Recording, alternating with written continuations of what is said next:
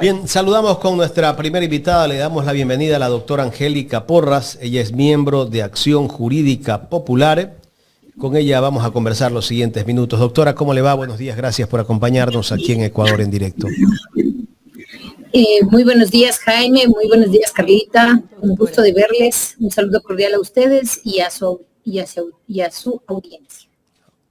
Doctora, ustedes como Acción Jurídica Popular y el Frente Unitario de Trabajadores, en los próximos días van a presentar una acción de inconstitucionalidad en contra de la ley de inteligencia. Cuéntenos, doctora, ¿cuáles son los motivos de esa acción de inconstitucionalidad? Decirles que efectivamente la demanda está preparada, estamos recolectando las firmas precisamente para presentar Acción Jurídica Popular conjuntamente con el Frente Unitario de Trabajadores. Yo creo que hay que responder dos cosas, ¿no? Yo creo que las dos últimas leyes, la Ley de Solidaridad Nacional y la Ley de Inteligencia, hacen gala del avión a la Constitución. No solamente son leyes que no van a mejorar la seguridad del Estado, sino que garantizan, por un lado, que la persecución de quienes piensan diferente se profundice, y en segundo lugar, también impunidad para aquellos malos elementos de las Fuerzas Armadas, que lamentablemente ya no son pocos, porque el narcotráfico, los grupos de delincuencia organizada los han infiltrado bastante, queden en la impunidad. Entonces, yo diría que ambas leyes lo que están haciendo es concentrando el poder en la persona del presidente de la República y además utilizando la narrativa de la lucha contra el narcotráfico y la violencia como un justificativo para seguir persiguiendo a quienes opinen diferente. Y la ley de inteligencia, la ley orgánica de inteligencia, es una muestra cabal de ello. O sea, de principio a fin es una violación absoluta de los derechos constitucionales. Tenemos, por un lado, una superestructura de inteligencia que está al mando del presidente de la República, es decir, le da la potestad al presidente de la República de obligar a otras funciones del Estado, inclusive a personas naturales y jurídicas, de entregar información que él quiera. Porque no es que tiene un control de quién va a decir las cosas que va a requerir, es él y su ministro, porque dice que el órgano rector va a ser designado por él y tiene el rango de ministro. Entonces ellos van a decir, queremos información de tales, queremos información de tales. Entonces ahí hay primero una violación a la división de poderes y a los pesos y contrapesos que están establecidos en la Constitución. Luego tenemos además toda una serie de disposiciones que van a aumentar la ineficiencia del sistema. Estamos hablando de espionaje y contraespionaje. Claro, hay que ponerle inteligencia y contrainteligencia para que suene bonito, pero es de espionaje y contraespionaje, así de sencillo. Entonces resulta que le dan esta capacidad de generar acciones de ejecución de inteligencia y contrainteligencia y además acciones de rectoría de la política, es decir, confunden los dos niveles. Y ahí entran, por ejemplo, los tales subsistemas tributarios, financieros. Yo me pregunto, ¿qué hace un analista del SRI generando acciones de inteligencia y contrainteligencia? Eso es para la policía, eso es para la fiscalía. Entonces, quieren involucrar al sistema de rentas internas, al sistema de aduanas, al sistema de la Casa Militar Presidencial en acciones de inteligencia y contrainteligencia, y ni siquiera se toman la molestia de diferenciar cuáles son las acciones de planificación de las acciones de ejecución. Porque una cosa es ejecutar las acciones de inteligencia y contrainteligencia y otra es planificarlas. Entonces, todo está ahí mismo, todo amontonado.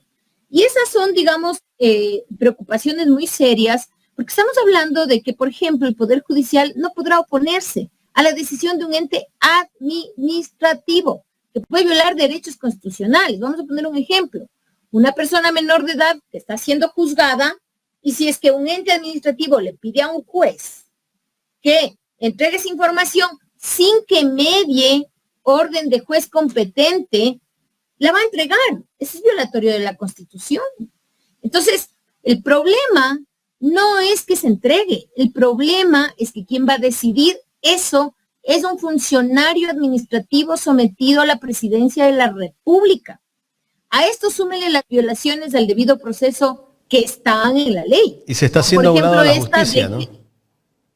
Claro, le dejan totalmente a un lado a la justicia. ¿Para qué cree que es la campaña de desprecio de la justicia de estos momentos? ¿Para qué decir, no sirve para nada? Es cierto que la justicia tiene demasiados problemas. Yo misma he sido una de las principales críticas de cómo funciona la justicia, corrupción, ignorancia, pero eso no significa que con ese argumento yo voy a quitarles las competencias que tiene en la Constitución de la República o quitarles el debido proceso. Entonces, tenemos disposiciones. Lo mismo deberíamos hacer con la presidencia de la República.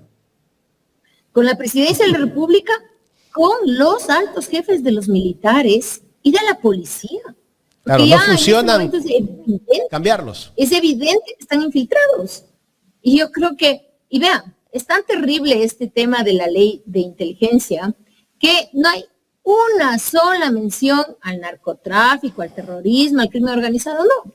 Está clarísimo que tiene fines políticos, está sometido a una autoridad política y nos van a permitir que revisen nuestra comunicación, no solamente de las telefónicas, nuestros correos electrónicos, y además hay la obligación de entregar esa información. ¿Se imagina usted? Es una violación absoluta a los derechos constitucionales.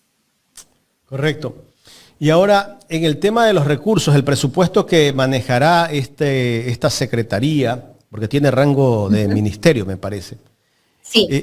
Los recursos serán auditados, creo, una sola vez por Contraloría y de ahí todo será incinerado. Eso es otro tema que nos preocupa, porque yo recuerdo en la época de los gastos reservados, les han cambiado de nombre, pero es lo mismo. En la época de los gastos reservados se utilizaba dinero hasta para arreglar iglesias. Así es.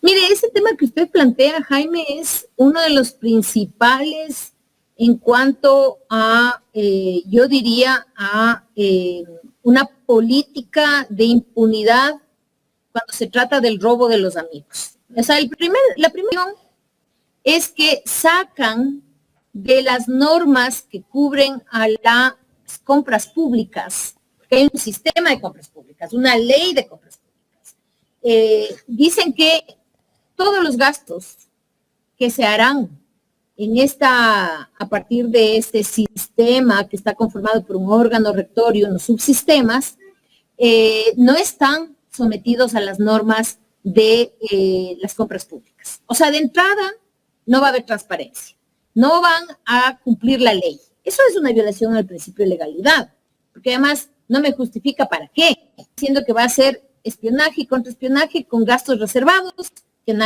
que si yo contrato, voy a poner un ejemplo, si yo contrato al señor Prince, por ejemplo, nadie me va a poder decir nada, porque voy a decir, vea, esto está en la cuestión de inteligencia y contrainteligencia. Y no podrán decir cuánto le estoy pagando.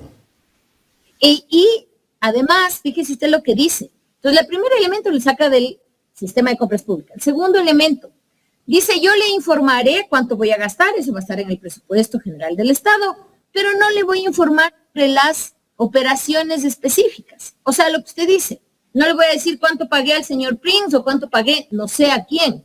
Entonces, no voy a tener posibilidad de transparencia, que es uno de los requisitos que establece la Constitución para el servicio público. Pero además dice, control lo va a ejercer ella misma, el mismo órgano rector dentro del sistema y la Contraloría. Pero la Contraloría va a quemar los documentos, dice que va a incinerar los documentos y va a dejar constancia en actas. Claro, yo en el acta puedo decir el día de hoy me entraron 1000 fojas, revisé, procedí a la incineración. Punto. Entonces, ¿qué transparencia estamos hablando? Y por último, le quitan facultades a la propia asamblea, porque dice, vea, no me puede pedir cualquier información, ¿no? Tiene que ser motivada y yo voy a calificar que sea motivada.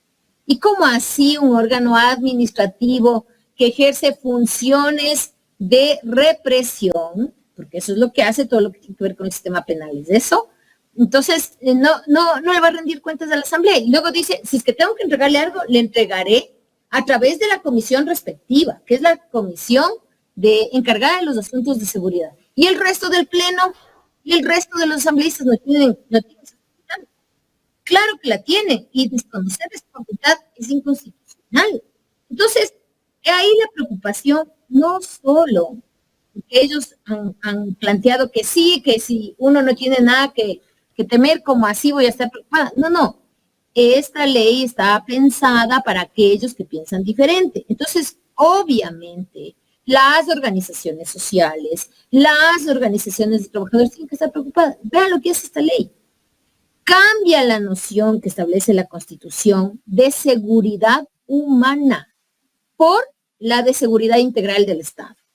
La seguridad humana que está recogida en la Constitución es una noción primero que viene de los organismos internacionales de derechos humanos que ponen el centro a los derechos de las personas. La razón de tener inteligencia, contrainteligencia, sistemas de seguridad es para proteger a las personas, no para proteger al Estado, y peor a un gobierno y peor a un presidente de la República.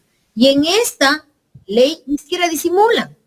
Lo que va a proteger esta ley son los intereses del Estado, bajo una nueva denominación que se llama seguridad integral del Estado. Pero ¿quién va a establecer cuáles son esos intereses del Estado? La Presidencia de la República. Y que no hay otros poderes del Estado y que las personas no contamos en el país. Esa es la realidad. Entonces, estamos hablando que esto además se complementa con la ley de solidaridad, que por ejemplo establece el indulto deferido, que establece que no hay medidas cautelares para los militares y los policías que están realizando sus actividades. Y en la ley de inteligencia dicen, nosotros les vamos a proteger a quienes realicen labores de inteligencia, que se cambien el nombre, que no serán responsables por acciones de mimetización que le llaman, es decir, datos que se conocen, pero no les van a infiltrar. Si ni siquiera hay una mención en el crimen organizado, cualquier lado, en las organizaciones sociales, en las organizaciones que se vayan a manifestar. Esto no es para los criminales, esto es para los disidentes. Y no lo digo yo, acaba de decirlo Human Rights Watch hace unos días. Dicen, esta y la ley de solidaridad son violaciones a los derechos fundamentales de las personas. Doctora, buenos días, un gusto saludarla.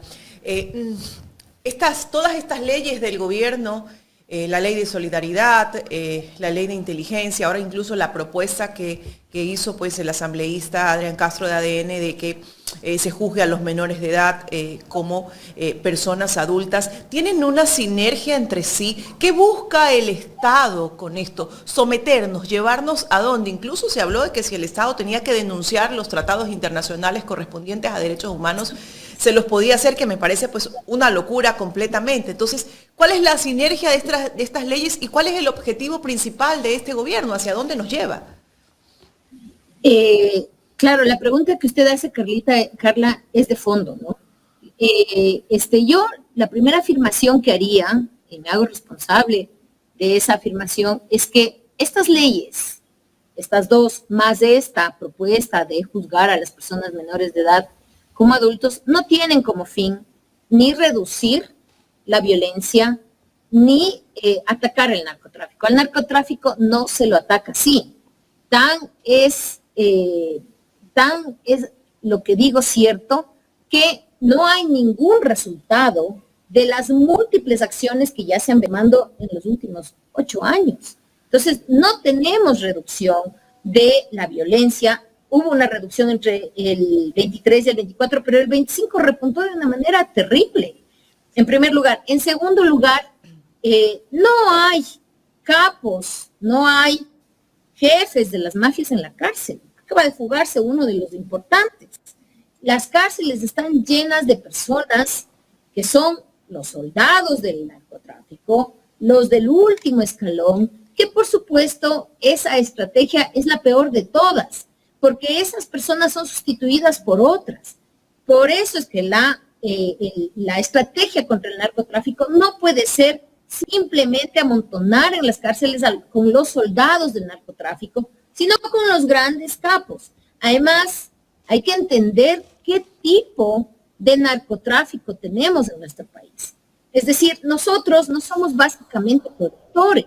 Nosotros lo que somos un espacio para transportar la droga y para lavar el dinero. De tráfico. Y además, el propio mecanismo del narcotráfico a nivel internacional ha cambiado. Pero las estrategias que nos vende el gobierno es, vamos a meter a la cárcel a todos los que parezcan sospechosos. Lamentablemente en nuestro país, y no solo en nuestro sistema penal, en todos los sistemas penales del mundo, el sospechoso tiene color de piel, el sospechoso tiene una forma de vestir, el sospechoso vive en unos lugares periféricos. Entonces, lo que está haciendo esta ley es primero criminalizando a la oposición, criminalizando las disidencias y criminalizando a la pobreza. Ese es el objetivo. Entonces, ¿cuál es el objetivo de estas leyes? Callar a todos. Ese es el objetivo. No es reducir el narcotráfico. Y las evidencias están allí. Veamos qué ha pasado en el caso del tráfico de drogas del Ecuador. El Ecuador es ahora punto nodal del tráfico de drogas a nivel mundial. Eso lo reconoce Europa, lo reconoce Estados Unidos, lo reconocemos nosotros mismos. Entonces, este montón de leyes lo que van a hacer es simplemente callar a cualquiera que diga, vea, me parece que usted está equivocado, que no sabe cómo enfrentar este tema. Porque la violencia, y sobre todo el narcotráfico, no se enfrenta solo con una política militar, y peor con aumento de penas. Yo puedo poner 100 años, pero se me escapan, pues. Ahí está el ejemplo del señor alias Fito y del señor Fede. Se escaparon. Yo puedo haber dispuesto 100 años de prisión. ¿Quiénes no se pueden escapar? Los de abajo, los gatilleros, los soldados del narcotráfico, porque no tienen los mecanismos, ni los contactos, ni la economía para poder decir, compro con 1 millón, porque ahora se habla de que el señor alias Fede pagó $1,5 millones para salir. Entonces ese es el objetivo de estas leyes. Doctora, si hay una sinergia entre estas leyes, la pregunta que nos hacemos es, los ciudadanos de a pie estamos frente a un estado de indefensión, ¿no? Frente a todas estas normativas y como usted lo explicaba, un sinnúmero de vulneración de derechos. Entonces, ¿cuál es el órgano que debería pronunciarse y respaldar los derechos que tenemos como ciudadanos dentro de un país que sabemos que necesita mejorar su seguridad, pero que no nos pueden vulnerar nuestros derechos? Y otra apreciación, ¿no? ¿Qué papel importante está jugando la Asamblea en estos momentos, desde su punto de vista, ya que es una Asamblea que solo tiene una visión, que es la visión del gobierno? Entonces, ahí voy, ¿no? Los ciudadanos, frente a qué estamos, o sea, ¿quién nos respalda? ¿Quién va a defender nuestros derechos? Mire, ahí tenemos una disyuntiva muy compleja para los ecuatorianos, ¿no? Mire, en este momento la desarticulación del sistema de pesos y contrapesos que está en la Constitución es casi total. Cuando destruye el sistema de pesos y contrapesos o la división de poderes, como quiera llamarse, entonces impera la ley del más fuerte. Y lo que tenemos en este momento en el país es a la oligarquía directamente organizando el país, dirigiendo el país, y además una oligarquía se desenmascaró. Una oligarquía que no tiene vergüenza en asumir que su postura es una postura fascista de eliminación del enemigo, y el enemigo no es el criminal. Esta es una cuestión que debemos entender los ecuatorianos. Esta es una pelea, es una confrontación entre dos visiones del mundo, o básicamente entre dos visiones del mundo. Una visión que está representada por la oligarquía ecuatoriana, que no solo es de la oligarquía ecuatoriana, que considera que todos quienes no forman parte de ella son sus sirvientes, sus esclavos. Y que su desaparición, la desaparición de las personas pobres, la desaparición de las personas trabajadoras, que tenemos que vender nuestra fuerza de trabajo para poder vivir, no le importa, porque lo único que le importa es la ganancia, lo único que le importa es lo económico. Si no preguntan por qué con la violencia, con la pandemia, primero la pandemia y luego el repunte de la violencia, las grandes fortunas no han dejado de ser más grandes. Y quienes se han golpeado son los emprendedores, los microempresarios, los pequeños empresarios. Entonces, el mecanismo de la violencia y de la asociación del crimen o de la economía ilícita con muchos de los grandes oligarcas de nuestro país, tiene como función exprimir cada vez más a las personas con menos recursos. Y en este momento, incluso a costa de su vida. Entonces, eso hay que comprender. Esto no es una cuestión de los delincuentes fulanos. Si fuera así, estas normas tendrían ese objetivo. No lo tienen. Y los datos están mostrando eso. Yo voy a poner un ejemplo. Es el caso del señor que salió de la cárcel. Dijeron, no, es que los militares van a arreglar las prisiones. Ahí está. ¿Cuántos militares están involucrados? Creo que son 19 o 18. Los militares involucrados en la fuga de uno de los cabecillas, de uno de los... Pero ellos en sus declaraciones incluso manifiestan que el seguimiento que se le da a estos objetivos de valor para salir o moverse de las prisiones vienen, lo dicen, ¿no? De los altos, de los de arriba. Entonces, ¿qué pasa con los de arriba, no? Pero por supuesto, vea, eso está estudiado, no lo digo yo, está estudiado ampliamente. El crecimiento del narcotráfico está totalmente relacionado con el Estado. Cuando el Estado sale de ciertas áreas, deja de tener programas en ciertas áreas, el narcotráfico se instala ahí. Primer elemento. Segundo elemento, como el narcotráfico es el que domina ciertos sectores de la población, en nuestro caso, ciudades como Durán, como Guayaquil, Esmeraldas, esos sectores ya no son dominados por la fuerza legítima, sino por el narcotráfico. Entonces ahí empieza la conexión con la política. ¿Por qué? Porque para obtener esos votos, la negociación es con el narcotraficante. Entonces, ahí hay una alianza entre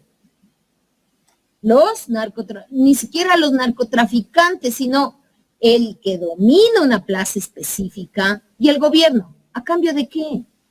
A cambio de la oportunidad de fugarse, a cambio de la posibilidad de que no me metan preso a mí, sino al que sigue en la lista. Esos son los beneficios que obtiene el narcotraficante que domina un sector, una ciudad, un pueblo de nuestro país. Entonces, no podemos decir el narcotráfico domina la justicia también, y le pregunto esto porque hemos escuchado al señor Reinberg hablar de que la policía realiza las operaciones concretas, hace su trabajo, pero que la fiscalía y los jueces no están cumpliendo su función a cabalidad. Y es parte pues de la ley de inteligencia, ¿no? De empezar a investigar para ellos, incluso para depurar a los malos elementos que existieran dentro de la función judicial en términos generales. Entonces, ¿cómo limpiar la función judicial? Usted que es conocedora, ¿no?, de los tribunales de este país.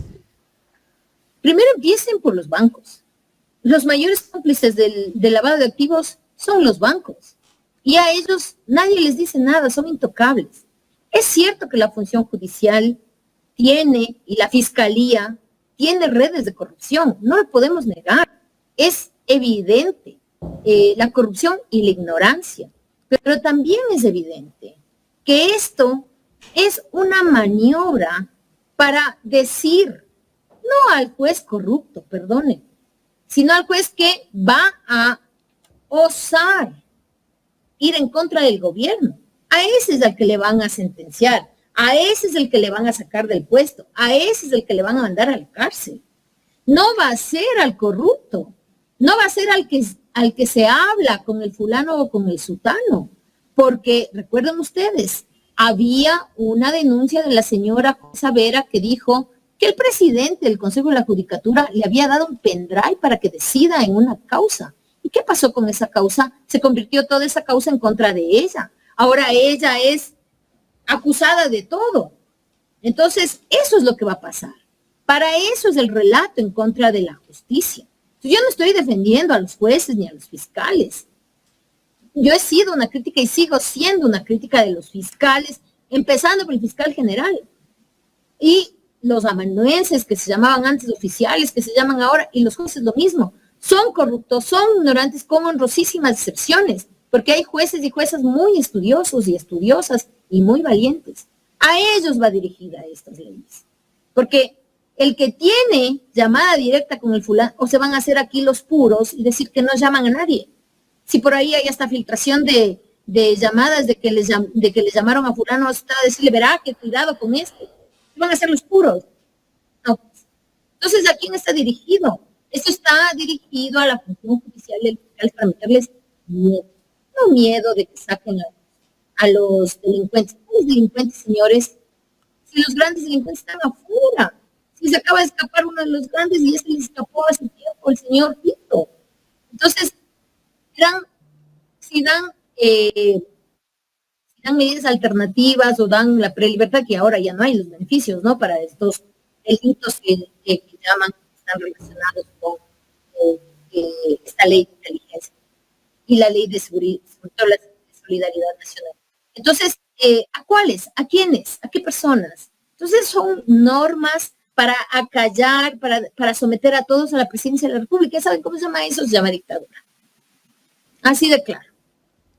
Y esto no es un mal, es una realización de las fuerzas de la derecha fascista a nivel de Sudamérica, que digamos que se vieron en la necesidad de realinearse y ahora lo hacen en torno al fascismo para contrarrestar una política económica y una política social que venía implementándose por los gobiernos progresistas. Entonces, yo lo que le digo a la persona de a pie es que no se deje ver la cara y que analice cuál es el fondo, que mire los datos. Si hasta ahora no están los grandes cabecillas en la cárcel, entonces ¿para qué fueron las leyes? O sea, con esta ley, la de solidaridad y esta se le escapan, ¿sí? Dándole toda la prerrogativa a las Fuerzas Armadas resultó en el asesinato de los niños de las Malvinas. Entonces, ¿qué nos están cuentando? Es un cuento. El 15% del IVA lo que han incrementado son las muertes, solamente desde ahí nos podemos dar cuenta. Doctora, no puedo dejar de preguntarle, ¿cómo ve usted este proceso del concurso para la selección del nuevo fiscal general? Ya que, bueno, el señor Fantoni ha dicho que se va a abrir el procedimiento para convocar a nuevos veedores, ¿no? Para que de forma más transparente se lleve el proceso. Por ahí ya tenemos denuncias que estos veedores son seleccionados a dedo también, ¿no? Claro, amigos. Y de las recomendaciones que se han seguido para cambiar el reglamento también, ¿no? Ciertos artículos del reglamento. ¿Nos podría indicar cuál es su visión desde su punto de vista, cómo se está manejando? ¿Será transparente o será amañado? Hay que decir las cosas como son. Sí. Bueno, yo creo que esto tiene que ver con la pregunta que usted hacía anteriormente, además, que no la contesté, que tiene que ver con el papel de la Asamblea Nacional. Han anulado a la Asamblea Nacional, ¿no? Porque la Asamblea Nacional, contrariamente de esta concepción ridícula, de que tiene que pensar de una sola manera, eso es feudal. A eso le digo al señor Nielsen, que es el presidente de la Asamblea. Esa idea de que todos deben pensar lo mismo, por Dios, de eso estamos hablando de las monarquías. La Asamblea está para diferir, entonces el debate se hace con quien piensa diferente, no quitándole el micrófono a quien piensa diferente. Entonces, la Asamblea está francamente anulada. Y a mí me parece que la bancada de ERC debería tener una posición de acercarse a la gente. Ahí dentro ya no puede hacer mucho, de acercarse a la gente, de explicarle a la gente qué es lo que están haciendo, porque todos, ahí están más del 40% de los votos de la gente que cree y que va a seguir en la pelea. Entonces tiene que explicarle, ya ahí están cerradas las puertas, acérquese al fundamento de su poder, que es la gente, explíquele lo que está pasando. Esa es una primera cuestión. Una segunda cuestión, los concursos. Bueno, los concursos son un cuento. Los concursos son un cuento. Mire lo que pasó con el caso de el superintendente de bancos. Él trata de poner a quien ganó el concurso, le ha significado un proceso judicial al señor Verduga y además al señor Andrés Arauz, involucrados por tratar de en el caso del señor Verduga, por supuestamente incumplir una norma de la Corte Constitucional, por tratar, y ahí incluso le involucran al señor Andrés Arauz, por unos tweets que puso en su cuenta de X. Eso significan los concursos. Entonces, lo que quieren con el concurso de fiscal general es lo mismo, es poner a alguien que haga el trabajo sucio, no el trabajo de reducir la violencia. Entonces, lo que va a pasar con el nombramiento del fiscal es lo mismo que ya pasó con el nombramiento del señor de la Superintendencia de Bancos, del Consejo de la Judicatura, y cualquiera que diga, vean, no estoy de acuerdo, no me parece, pongo un tuit, iniciado un proceso penal, por no sé qué, porque además ni porque están denunciados o porque están procesados. Ese es entonces no, son un cuento. Yo creo que la gente tiene que comprender. No esperemos que tengamos una selección de un fiscal general dada por un procedimiento transparente como debería de serse, ¿no? Será un fiscal puesto y alineado al gobierno. A dedo. Y lo que es más grave, mintiéndole a la gente, ¿no? Haciéndole creer que es para reducir la violencia cuando no, es para garantizar que mis problemas de mis amigos, de mis contrataciones, no lleguen nunca a tener un proceso judicial. Para eso es. Y basta darse cuenta que las fortunas han crecido más y la gente está con mayores problemas en su economía para saber de qué lado están estas leyes. Doctora, ya en la recta final de este diálogo, me gustaría hacerle la pregunta. ¿Usted ya pidió las disculpas a la ex fiscal como ordena el Tribunal Contencioso Electoral? Bueno, gracias por la pregunta, Jaime. Yo no las he pedido, no las voy a pedir. Y no las voy a pedir porque en realidad ese proceso no es más que un proceso llevado adelante para callar una voz disidente. Entonces, yo no las voy a pedir. Y porque yo he dicho la verdad, no he mentido. Entonces, sé que eso puede generar una serie de consecuencias, pero bueno, ese es entre lo que yo pienso y ¿Cuáles son las consecuencias que generaría eso? Bueno, hay varias, ¿no? Primero, hay que señalar que esa sentencia manda a pedir disculpas públicas, manda a pagar, a mí me manda a pagar $13,500 en un lapso de 6 meses usted, y algunas cosas. Bueno, yo, ¿sabe qué? Incluso el tema de dinero para mí es el menos preocupante, no porque lo tenga, sino porque no sé, no tengo como para pagar, pero no tengo una decisión específica sobre eso. Lo que sí tengo una decisión específica es sobre el tema de ¿cuánto es el monto que debe pagar? 13,500. Entonces, el de las disculpas públicas no lo voy a pedir, porque el juez Muñoz, que es quien me sentencia, y en la segunda instancia, los demás jueces no tienen ninguna capacidad jurídica para decidir algo así y tampoco independencia.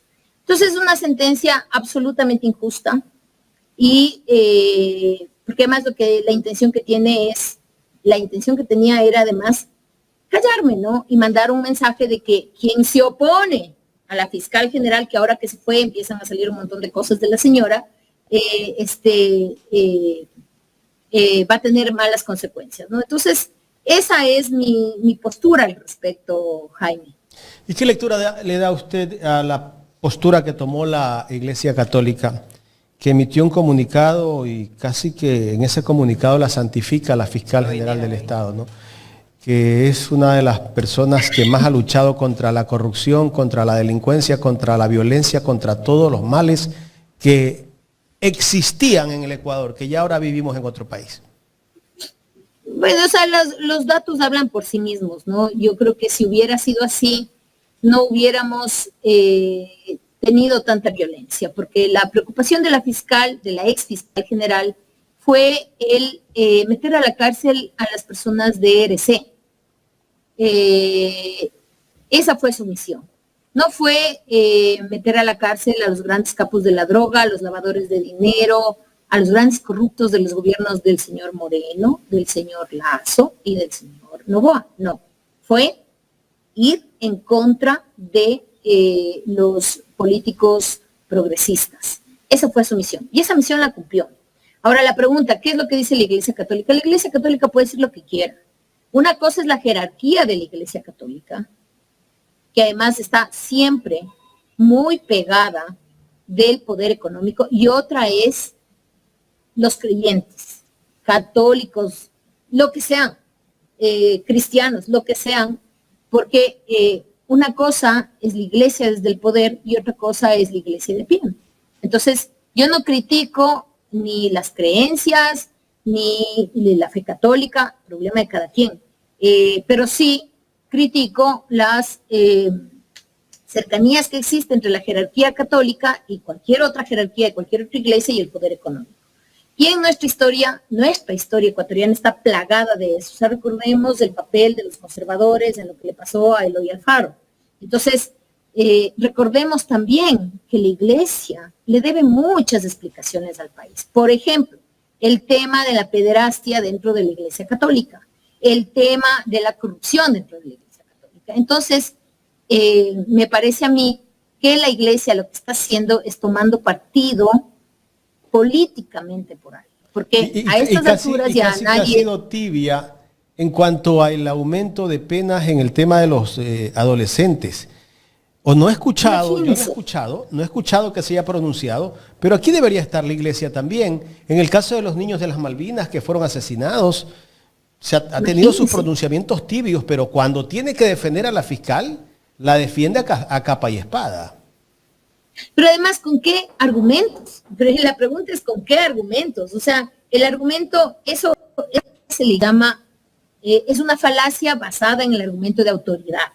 Porque no es que me da un argumento, no es que me da un dato, no es que me dice, vea, aquí están los datos del número de procesos en los que ella enjuició a los capos del narcotráfico.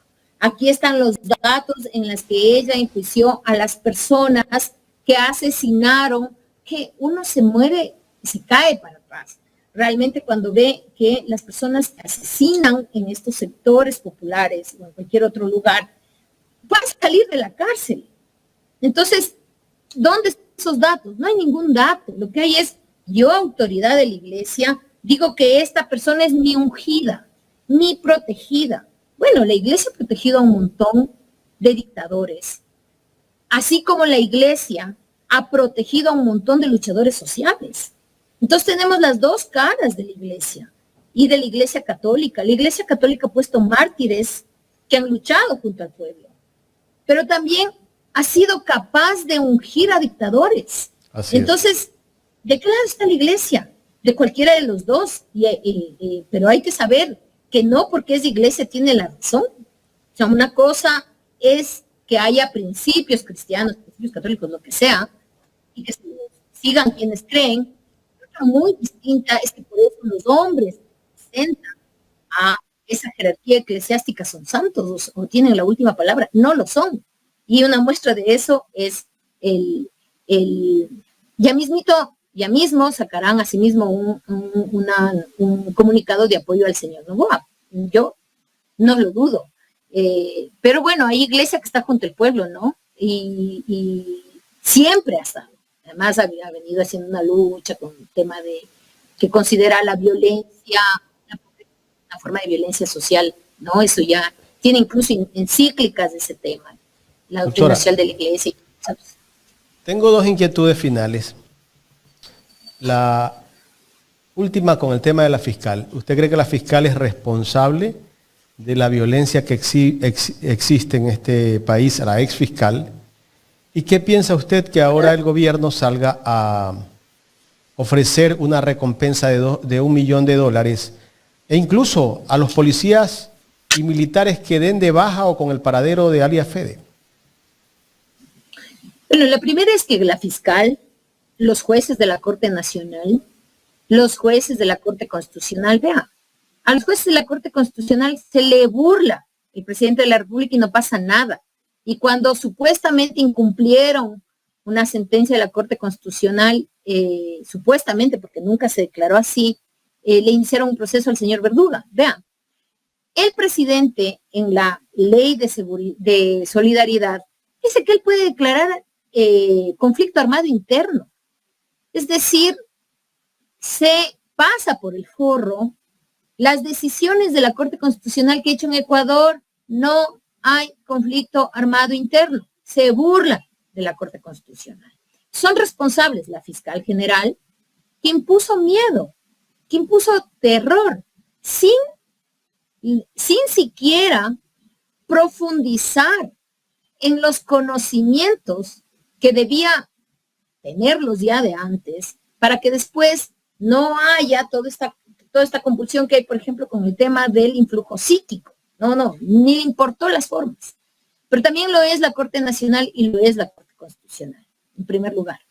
En segundo lugar, el tema de la recompensa. Vea, lo que pasó en Colombia por el tema de ese sistema de recompensas para dar de baja a personas a que llevó a supuestos delincuentes, terroristas, porque esa era nominalmente la decisión, ¿no? Si se va a pagar para que den de baja a terroristas. ¿Qué pasó? La policía y el ejército empezó a buscar personas indefensas, incluso personas que tenían alguna discapacidad, para darles de baja en acción, matarles y después decir que son delincuentes. Y resulta que como resultado de eso aparecieron 6.200 jóvenes asesinados, a cambio hasta de un pollo, porque eso es lo que les daban. Eso pasó. Entonces, el momento que empiezo, porque voy a empezar con 1 millón, le doy a un policía o un militar que está cumpliendo su trabajo. Entonces, lo que voy a generar es este sistema de recompensas por dar de baja a una persona sin juicio. Sin juicio. Porque ahora es el señor Fede, que parece ser que todos lo conocen, por lo menos lo que ha salido en la televisión. Pero después serán otros, será cualquiera. Entonces, ese es el problema. Es un camino sin retorno muy peligroso. Y es eso lo que justo Human Rights Watch es por lo que está preocupado, ¿no? No es de gana, no es de gusto. Entonces yo no estoy de acuerdo. El narcotráfico no se combate así, ya todo el mundo lo sabe, no se combate así. Se combate con presencia del Estado en los lugares de donde se obtiene el apoyo o se recluta forzosamente, porque también hay reclutamiento forzoso de jóvenes. Se obtiene con eso, se obtiene mejorando las fronteras, se obtiene mejorando las aduanas, los sistemas de control de las fronteras, se obtiene controlando el lavado de activos, se obtiene depurando las Fuerzas Armadas, se obtiene depurando la Policía Nacional y se obtiene trazando una estrategia conjunta con otros países, porque el narcotráfico no es una empresa nacional, es una empresa transnacional, que ahora ya ni siquiera tiene su sede ni en México ni en Colombia, sino en Qatar. Hay una junta del narcotráfico donde se supone que están los grandes narcotraficantes del mundo. Doctora, queremos agradecerle por el tiempo que nos ha brindado en esta mañana para conversar aquí en Ecuador en Directo. A ustedes muchísimas gracias, un saludo cordial y un abrazo. Pasen bien. Gracias. Un abrazo, doctora. Respeto y admiración para usted. Parece mentira las cosas que se viven en este país y cómo hay que luchar día a día para enfrentar todo este tipo de inconstitucionalidades que hay. Hacia dónde nos llevan estas nuevas leyes. Realmente quisiéramos que nos lleven hacia el bienestar, hacia el progreso, hacia la estabilidad, pero parece que están nuevamente haciendo leyes a la medida. Bueno, este gobierno cree que haciendo leyes se combate la delincuencia, la pobreza, todos los problemas del país. Pero el Estado como Estado no está cumpliendo su rol. O sea, se están creando leyes porque se le antoja al pana del presidente de la República que le recomienda al pana del presidente que le diga al presidente de la República que cree esa ley. Para acaparar, ¿no? Para decir, no. Y ¿sabes qué están diciendo, Carla? Que la Asamblea es lo máximo, que está trabajando así que tan como rápido, nunca antes había trabajado. Hacen leyes que a los 7 días tienen que pedir una reforma porque la hicieron mal. Se acordaron que pusieron algo mal y tienen que volverla a reformar. Esa es la asamblea que están haciendo. Esa es la asamblea que tenemos. Y ahora, lo que pregunto yo, Carla, y en seguridad, ¿hay resultados? ¿Qué resultados tenemos ya en combate al tema de la inseguridad? No hay ningún resultado, la violencia sigue. Anoche, aquí en el centro de Guayaquil, en el Parque Centenario, asesinaron a un taxista. Y así un montón de gente que sigue siendo asesinada todos los días. Gente inocente. Pero salen a decir los del gobierno que las personas que mueren por algo ha de ser. El que con lobo se junta, aullar aprende. Son cínicos, sinvergüenzas. De esa manera ocultan la realidad que vive el país. Se lavan las manos. Así trabaja este gobierno.